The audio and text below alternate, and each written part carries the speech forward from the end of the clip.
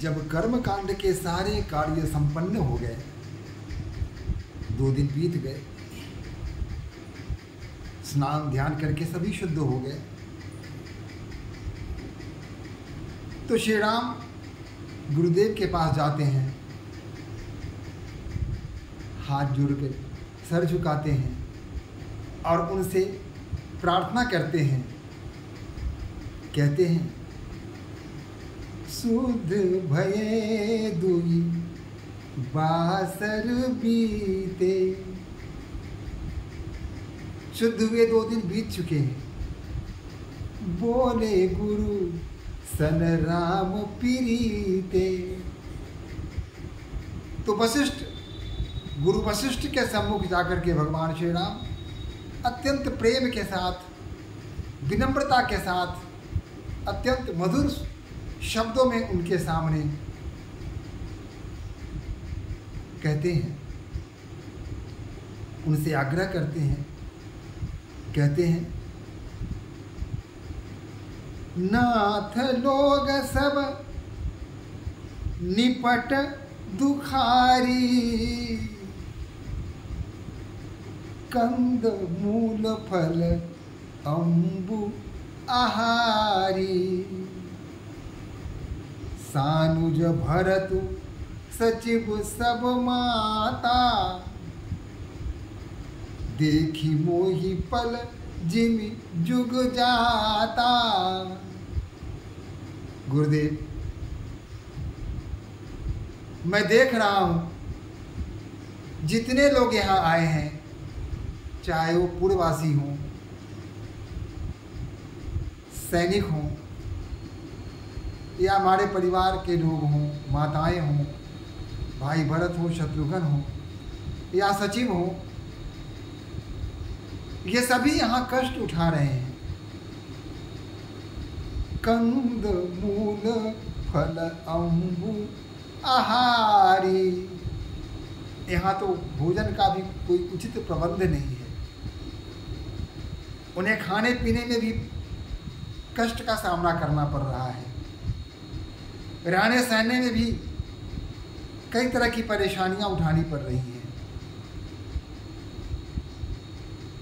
हर प्रकार से यहाँ कष्ट है उनके साथ। और जब मैं उन्हें कष्ट में देखता हूँ, हे नाथ, हे गुरुदेव, तो मेरा मन बहुत दुखी हो जाता है। मैं स्वयं को अपराधी समझने लगता हूँ। अतः मैं यही कहूँगा कि सब समेत पुरधारिय पाऊँ, आप यहाँ अमरावती राऊ। मेरी प्रार्थना है कि नागरिकों, सैनिकों, सचिवों, सबके साथ आप अयोध्या लौट जाएं, क्योंकि अयोध्या में कौन है? पिताजी स्वर्ग चले गए और आप यहाँ वन में मेरे साथ ठहरे हुए हैं। अयोध्या को देखने वाला कौन है? अतः मैं आपसे यही प्रार्थना करता हूँ कि मेरे लिए और अयोध्या के कल्याण के लिए आपका लौट जाना ही अधिक उचित होगा। बहुत कहें सब कियऊ बिठाई, उचित होई तस करिय गोसाई। मैंने उन लोगों से बहुत कहा, प्रार्थना की, निवेदन किया, सब प्रकार से समझाने का प्रयास किया, लेकिन कोई भी लौटने के लिए सहमत नहीं हुए। अब मेरी बुद्धि तो यहाँ काम कर नहीं रही है। हे गुरुदेव, अब आप ही कोई उचित उपाय बताएं, ऐसा करें जिससे कि उचित हो और सबके लिए कल्याणकारी हो।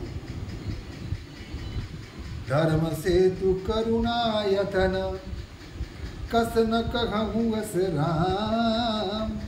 लोग दुखित दिन दुई तरस, देखी लगहु विश्राम। गुरु वशिष्ठ ने कहा कि तुम तो धर्म धुरंधर हो, ज्ञाता हो, ज्ञानी हो।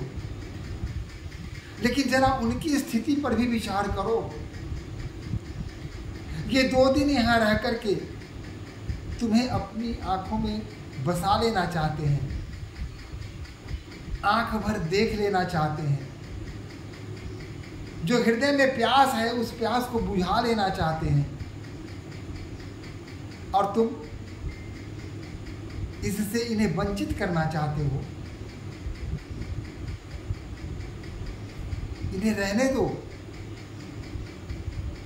कुछ दिन रहेंगे, हृदय में जब शांति हो जाएगी तो स्वयं निर्णय करके चले जाएंगे।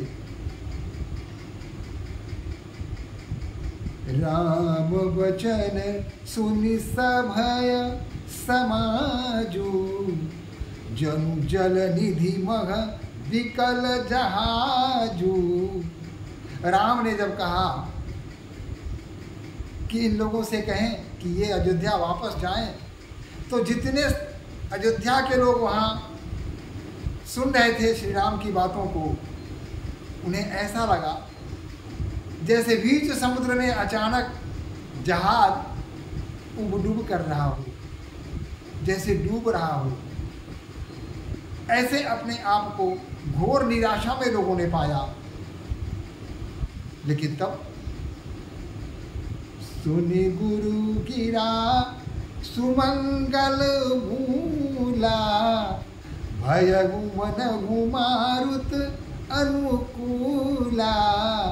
लेकिन जब गुरु वशिष्ठ ने कहा कि राम इन्हें रहने दो ना, कुछ दिन रहेंगे, इन्हें जब शांति मिल जाएगी, तुम्हारे दर्शन से जब तृप्ति हो जाएगी तो स्वयं चले जाएंगे। इस वचन को सुनते ही जो नगरवासी थे, पुरवासी थे, सचिव थे, सैनिक थे, इन लोगों को लगा कि अचानक जहाज शांत हो गया हो, अब उब-डूब नहीं कर रहा हो और शीतल पवन बहने लगा हो। ऐसा हुआ।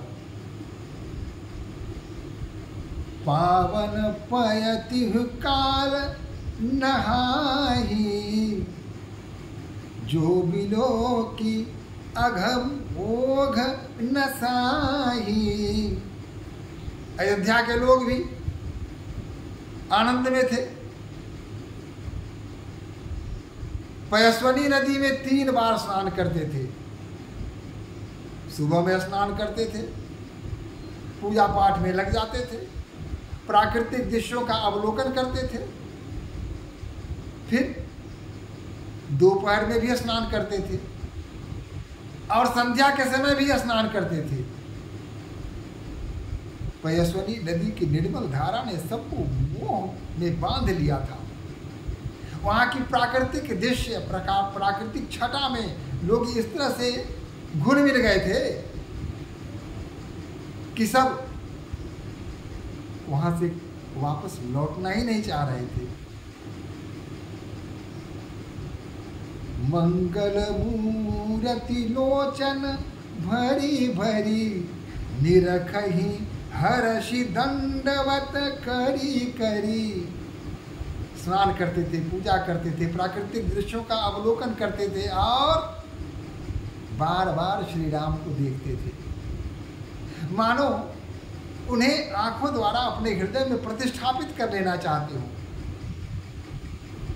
यही उनकी दिनचर्या थी। सभी संतुष्ट थे, सभी आनंद में थे, सभी प्रेम में थे। कहीं भी कोई किसी प्रकार का कष्ट नहीं था, किसी के हृदय में कोई भी निराशा का भाव नहीं था। प्रकृति भी अनुकूल, सब कुछ अनुकूल चल रहा था। राम शैल बन देखन जाही, जह सुख सकल सकल दुख नाही। यही नहीं, वहाँ के वनों को, वहाँ के पर्वतों को लोग जा जा कर देखते थे, जहाँ सभी प्रकार के सुख थे, किसी प्रकार का कोई दुख नहीं था। झरना झरही सुधा समवारी, त्रिविध तापहर त्रिविध बयारी। झरने का पानी जो अमृत के समान था, उंगली लगा लगा कर लोग उसको पान कर रहे थे। और यही नहीं, त्रिविध ताप, दैहिक, दैविक, भौतिक जो ताप है उसका हरण हो जाता था। और त्रिविध बयार, शीतल मंद सुगंध, वायु बह रही थी। चारों तरफ आनंद ही आनंद था। विटप बेली तृण अनगित जाति, फल प्रसन्न पल्लव बहुभांति। विभिन्न प्रकार की लतिकाएं थी, विभिन्न प्रकार के घास, विभिन्न प्रकार के पेड़, और उन पर विविध भांति के फल, विविध भांति के फूल, विविध रंग के पल्लव। ये चारों तरफ मानो रंगोली बना के प्रकृति ने रख दिया हो। सुंदर शिला सुखद तरु छाही, स्वच्छ सुंदर, देखने में अत्यंत रमणीय पत्थर, शिलाएं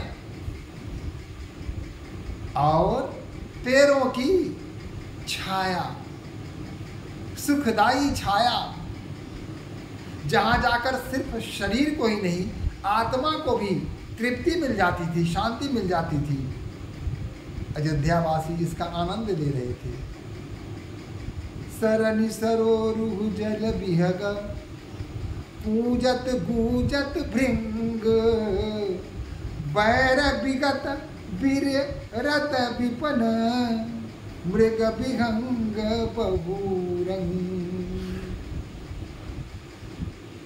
चारों तरफ चिड़ियां चहचहा रही हैं, फूलों पर भावड़े मंडरा रहे हैं, गुनगुन करके गुनगुना रहे हैं, और वन में मृग चौकड़ी भर रहे हैं। चिड़ियों को, भ्रमरों को, मृगों को, फूलों को, फलों को, पेड़ों को, उनके पल्लवों को, लतिकाओं को, इस सब को देखकर लोग बाग बाग हो रहे थे, आनंद में मग्न हो रहे थे। हृदय में प्रेम अट नहीं रहा था। और जिसे भी देखते थे वहां राम ही उन्हें दिखते थे। हर तरफ राम मैं लग रहा था।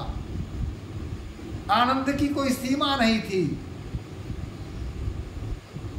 सर्वत्र प्रेम था, सभी आनंद मग्न थे।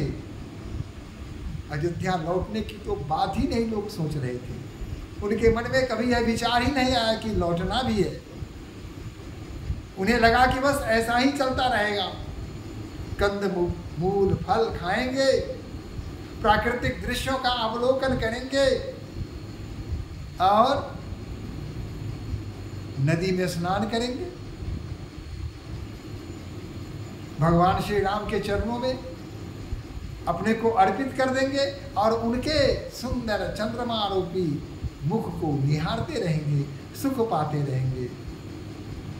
और आंख बंद करके सब गाते हैं, तुम तनों में समाए हो,